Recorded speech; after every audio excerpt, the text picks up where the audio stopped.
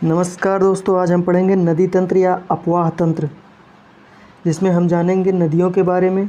नदियों के प्रकार क्या होते हैं, कितने प्रकार का होता है, नदियों के प्रतिरूप पैटर्न क्या होता है नदी का, नदियों की घाटियों के बारे में, तथा नदियों के अपर्दन तथा निक्षेपण पढ़ाए थे ना।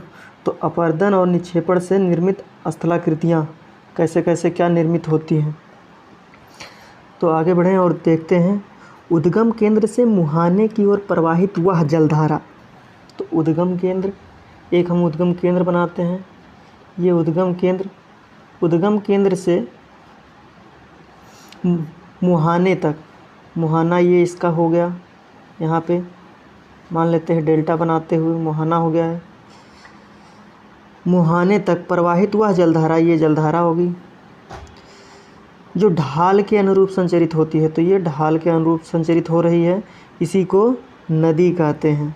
कोई भी मुख्य नदी, जो ये मान लिया ये कोई मुख्य नदी है, तो ये विभिन्न छोटी छोटी नदियों से मिलकर, तो ये छोटी छोटी नदी हो गई, विभिन्न छोटी छोटी नदियों से मिलकर बनी होती है, जिसके संपूर्ण तंत्र को नदी तंत्र कहा जाता है। तो ये जो पूरा संपूर्ण तंत्र है ये नदी तंत्र कहलाता है। आगे स्ट्रक्चर में दिखाता हूँ आपको। ये हो गया, तो ये है नदी तंत्र। यहाँ पे मुख्य नदी है, ये मुख्य नदी है हमारी। मुख्य नदी से मिलने वाली नदियाँ सहायिकाएँ कहलाती हैं।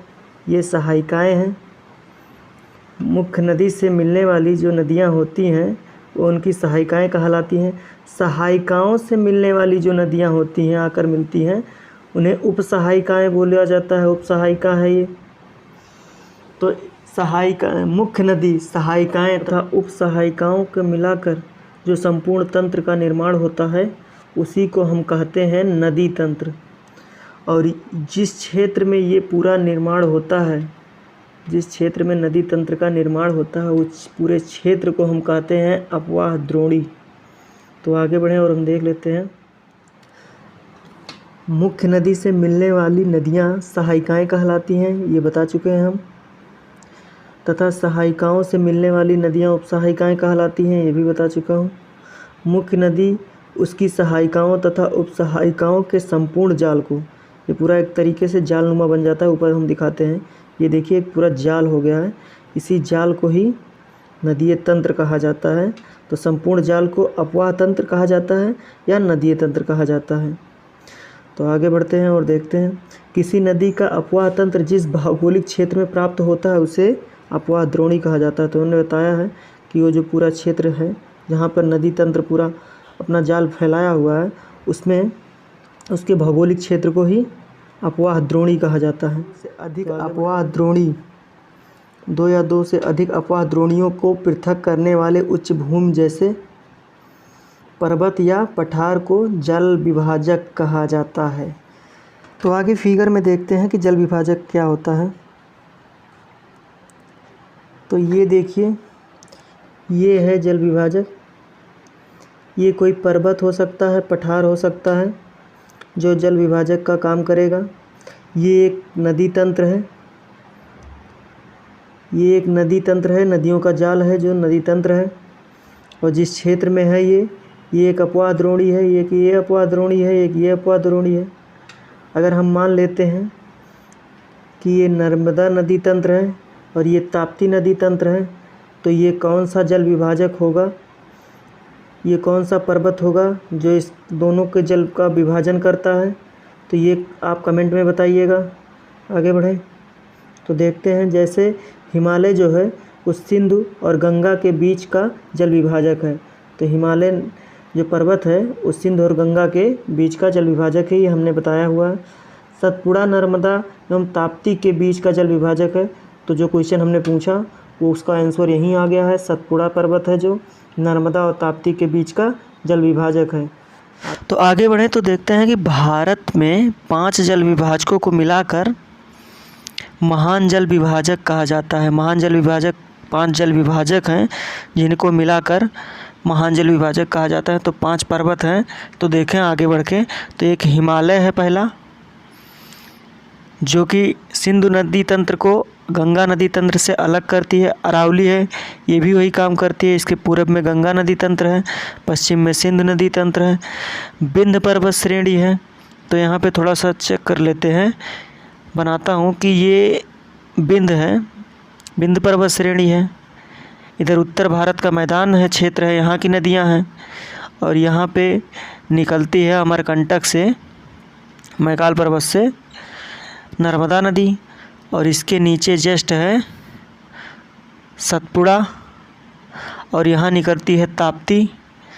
तो ये हो गया विंध्य जो है वो अलग करती है उत्तर भारत के मैदानी नदियों को प्रायद्वीपीय नदियों से अलग करती है। तो एक विभाजक ये विंध्य हो गया। और दूसरा ये हो गया सतपुड़ा जो है, ये एक विभाजक हो गया। ये नर्मदा नदी तंत्र जो है, नर्मदा नदी तंत्र को ताप्ती नदी तंत्र से अलग करती है। तो एक विभाजक ये सतपुड़ा हो गया। अब यहाँ पे अगर आगे हम देखें तो एक है पश्चिमी घाट। तो दोस्तों पश्चिमी घाट जो है ये भारत है अगर, तो यहाँ पश्चिम तट पे है पूरा। तो ये पश्चिमी घाट जो है बंगाल की खाड़ी में जाने वाली नदियाँ जैसे गोदावरी, कृष्णा, कावेरी, इनको अलग करता है। पश्चिमी घाट की नदियाँ जैसे कि मांडवी हो गई गोवा में, या जुआरी हो गई, ये सारी नदियों से अलग करता है। तो एक जल विभाजक पश्चिमी घाट हो गया। तो ये सब पांचों जल विभाजक का काम करते हैं, इसीलिए इनको महान जल विभाजक कहा जाता है पांचों को मिलाकर। तो यहाँ पे आगे देखिए लिखा भी है कि यह पांचों मिलाकर बंगाल की खाड़ी की ओर संचलित नदियाँ जो हैं उनको अरब के सागर की ओर प्रवाहित नदियों से पृथक करती है। ये पृथक करने का काम करता है बंगाल की खाड़ी की तरफ जो नदियाँ जा रही हैं उनको, और अरब सागर की ओर जो नदियाँ आ रही हैं उनको। तो ये सब मिलाकर यहाँ पे हम नदी तंत्र पढ़ चुके हैं। अब इसके बाद हम पढ़ेंगे नदियों के प्रकार। तो आगे बढ़ेंगे और हम देखेंगे नदियों के प्रकार। तो नदियाँ मुख्यतः दो प्रकार की होती हैं। पहला जो है वो है जल की उपलब्धता के आधार पर, कितना उसमें उस नदी में जल की मात्रा है और वो कब ख़त्म होती है, इसके आधार पर नदियों का प्रकार होता है। और दूसरा है अपवाह ढाल के स्वरूप के आधार पर।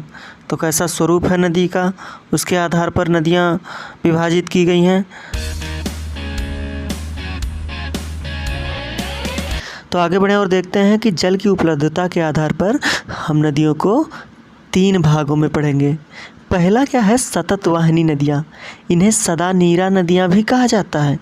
सदा नीरा नाम से ही जैसा कि आप जान सकते हैं कि सदा नीरा मतलब हमेशा जल इसमें पाया जाता है, क्योंकि इनमें सालों भर जल का प्रवाह पाया जाता है। तो सालों भर अगर जल होगा तो जल बहेगा भी, उसका प्रवाह भी होगा। तो सालों भर जल का प्रवाह पाया जाता है। इनका स्रोत झील होता है, झरना होता है, अथवा हिमनद कोई होता है।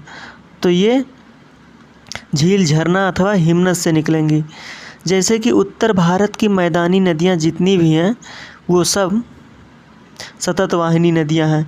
जैसे गंगा हुआ, यमुना हुआ, घाघरा हुआ, कोसी हुआ, ये सारी नदियाँ सतत वाहिनी नदियाँ कहलाएंगी, क्योंकि इनका जो उद्गम स्थल है वो झील, झरना अथवा हिमनद से हुआ है।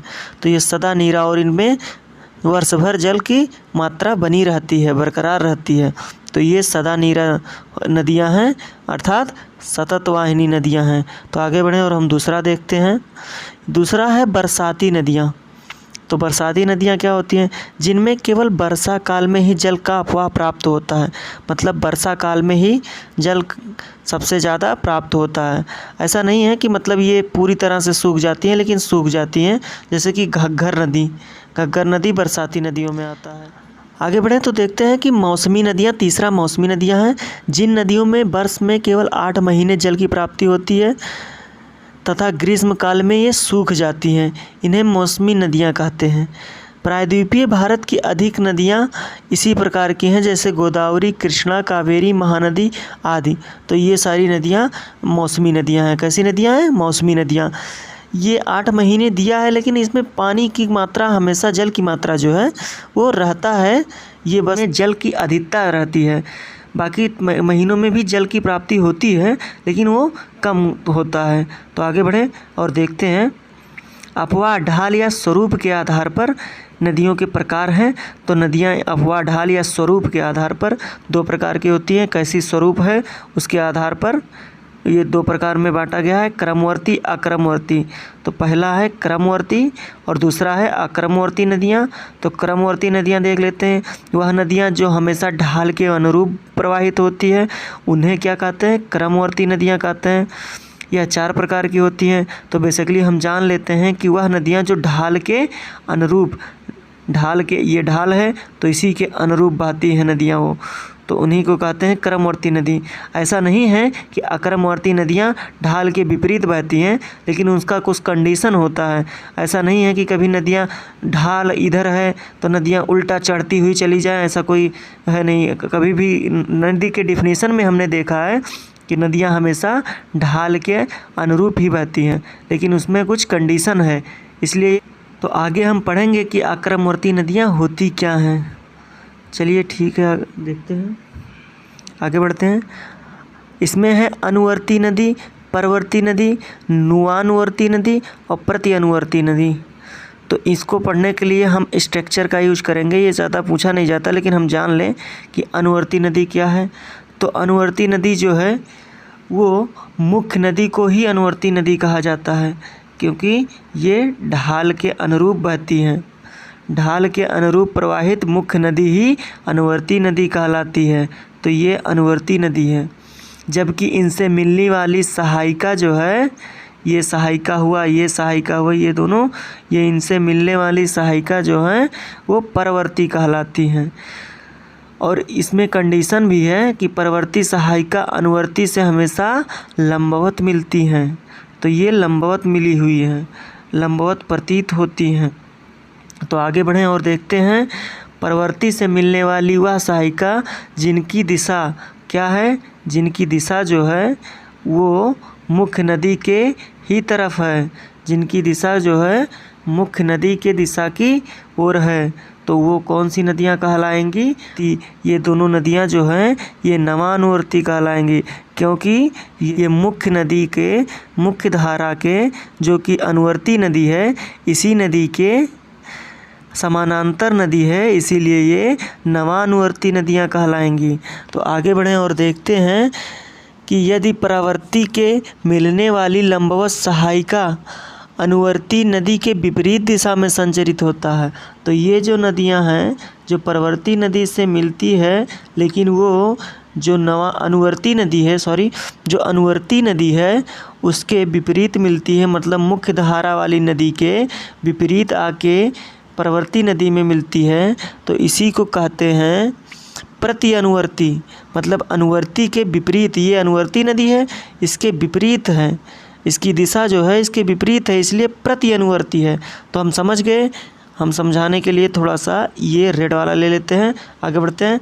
ये हो गया हमारा अनुवर्ती नदी। क्या हो गया? अनुवर्ती नदी। मुख्य नदी को ही अनुवर्ती नदी कहते हैं, तो मुख्य नदी को ही हम अनुवर्ती नदी कहते हैं। तो आगे बढ़ें। अनुवर्ती नदी को मिलने वाली जो सहायिका है उसको हम कहते हैं परानुवर्ती, परानुवर्ती कहते हैं।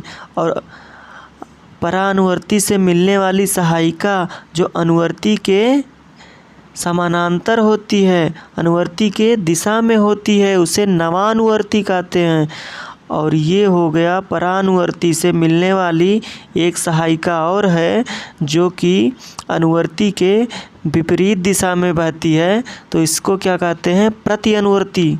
तो समझ गए हम। आगे बढ़ें। तो चलिए ठीक है, आगे देखते हैं।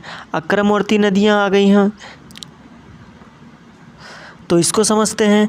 वह नदियाँ ढाल के विपरीत दिशा में प्रवाहित होती हुई प्रतीत होती हैं। तो ये सारी नदियाँ जो अक्रमवर्ती हैं ढाल के विपरीत दिशा में प्रवाहित होती हुई प्रतीत होती हैं। यहाँ पे ये वर्ड है प्रतीत, ये क्लियर समझिएगा कि प्रवाहित होती नहीं, होती हुई प्रतीत होती हैं, उन्हें अक्रमवर्ती नदियाँ कहा जाता है। यह 2 प्रकार की होती हैं, एक पूर्ववर्ती नदियाँ, एक अध्यारोपित नदियाँ। तो पूर्ववर्ती नदियाँ हम पढ़ लेते हैं। पूर्ववर्ती नदियाँ किसे कहते हैं? तो हम पहले पढ़ेंगे पूर्ववर्ती, फिर पढ़ेंगे अध्यारोपित। तो पूर्ववर्ती नदियों को हम पढ़ें, थोड़ा सा देखते हैं आगे। वह नदियाँ जो अपने प्रवाह मार्ग में, अगर एक नदी है उसका प्रवाह मार्ग ये है, तो ये नदी का प्रवाह मार्ग है, तो अपने प्रवाह मार्ग में उत्पन्न नवीन बाधाओं को, तो इस नदी के आगे अगर कोई बाधा आती है, मान लीजिए ये आता है, तो ये इसको काटते हुए निकल जाती है, तो इसी को कहते हैं पूर्ववर्ती नदी। मतलब वह नदी जो अपने प्रवाह मार्ग में उत्पन्न नवीन बाधा को, जो नवीन बाधाएं उत्पन्न होती हैं उनको पार कर अपनी आरंभिक दिशा बनाए रखते हैं, तो यह उनकी आरंभिक दिशा है और इसको बनाए रखते हैं। मतलब कि पूर्व में जो दिशा उनकी पहले से बनी हुई है उसी दिशा को वो बनाए रखते हैं, इसी को कहते हैं पूर्ववर्ती नदी, जो कि कोई भी बाधा अगर आती है तो उनको काट कर अलग कर देते हैं, निकाल देते हैं और आगे बढ़ते रहते हैं, इसी को कहते हैं पूर्ववर्ती नदियाँ। इसमें जैसे सिंध हो गया, सिंधु नदी हो गया, सतलज हो गया, ब्रह्मपुत्रा हो गया, गंगा, यमुना, ये सारी नदियाँ जो हैं ये पूर्ववर्ती नदियाँ हैं। हिमालयी नदियाँ बेसिकली जितनी हैं सब पूर्ववर्ती हैं, क्योंकि वो अपने आए हुए नवीन बाधाओं को काट छाँट कर आगे बढ़ती हुई हैं और वो जब से निकली हुई हैं तभी से हुई एक ही दिशा बनाए रखे हैं थे, और इन्हीं को काट छाट कर अलग करने से ये गार्ज का निर्माण होता है, कैनियन बनते हैं, घाटी बनती है, वी आकार की घाटी बनती है, यू आकार की घाटी बनती है। ये आगे हम पढ़ाएंगे अगले क्लास में। तो आगे बढ़ते हैं और देखते हैं अध्यारोपित नदियाँ, थोड़ा सा पढ़ लें। अध्यारोपित नदियाँ किसे कहते हैं? तो चट्टान बनाते हैं, एक पर्वत है, मान लिया एक पठार है, तो एक पठार है, ये हो गया पठार। अब इस पर एक नदी बह रही है, तो अध्यारोपित नदियाँ मतलब हो गया कि ये इस पर एक नदी बह रही है, ये है नदी, इस पठार पे ये नदी बह रही है, और भूगर्भिक हलचलों के कारण यहाँ पे हम मान लेते हैं कि ये जो ये सिरा है, ये भूगर्भिक हलचलों के कारण हम मान लेते हैं कि ये सिरा उठ गया, ये सिरा जो है उठ गया। अब ये सिरा उठा है अगर, तो नदियों का प्रवाह जो है वो धारा जो है वो बदल जाएगा, वो धारा बदल के क्या हो जाएगा, दूसरी हो जाएगी। अब नदियाँ इधर ना जा कर के इधर बहना स्टार्ट कर देंगी, अब नदियाँ इधर बहना स्टार्ट कर देंगी, तो इसी को कहते हैं अध्यारोपित नदी। मतलब आधार तल पर, ये आधार तल है लेते हैं, तो समझने के लिए हमको एक दूसरा कलर लेना पड़ेगा। हम एक कलर लेते हैं येलो वाला। अब ये देखते हैं कि आधार तल ये हमारा है, आधार तल में उपस्थित मौलिक चट्टान, ये मौलिक चट्टान है। आधार तल में उपस्थित मौलिक चट्टान के ढाल के विपरीत सतह पर प्राप्त अवसादी चट्टान द्वितीयक अवसादी चट्टान। अब ये मान लिया भूगर्भिक हलचल से ये दूसरी चट्टान हमको मिल गई है, द्वितीयक चट्टान, जिसकी ऊंचाई इधर बढ़ गई है, तो द्वितीयक चट्टान हो गई। तो द्वितीयक चट्टान के अध्यारोपण से द्वितीयक चट्टान के ढाल के अनुरूप नदियाँ अध्यारोपित होने लगती हैं। तो जो नदियां हैं वो द्वितीयक ढाल के अनुरूप बहना स्टार्ट कर देती हैं, और इसी अध्यारोपण को ही अध्यारोपित नदी कहते हैं। और ये अध्यारोपित नदी हो गई हमारी, जो कि द्वितीयक ढाल के अनुरूप बहने लगी। तो ये हो गया हमारा अध्यारोपित नदी, और ये हो गया हमारा पूर्ववर्ती नदियाँ। पूर्ववर्ती नदियाँ जो है वो आए हुए अपने रास्ते में, मार्ग में बाधाओं को हटाकर अपनी पहले जैसी नदी की धारा बनी हुई है वैसे बनाए रखते हैं। तो ये हमारी पूर्ववर्ती नदी हो गई, और वो हमारा अध्यारोपित नदियाँ हो गई। तो ये हो गया ख़त्म। तो आज का टॉपिक हमारे लिए यहाँ पे हो जाता है ख़त्म। आगे हम पढ़ेंगे नदी प्रतिरूप पढ़ेंगे, नदियाँ कैसे कैसे प्रतिरूप बनाती हैं उनके बारे में, नदी घाटियों का विकास कैसे होता है उनके बारे में पढ़ेंगे, और पढ़ेंगे नदियों के अपर्दन या निक्षेपण से निर्मित स्थलाकृतियाँ। तो ये 3 टॉपिक हम अगले वीडियो में कवर करेंगे। तो आज के लिए धन्यवाद, थैंक्स फॉर वॉचिंग। वीडियो को लाइक करें और चैनल को सब्सक्राइब करें।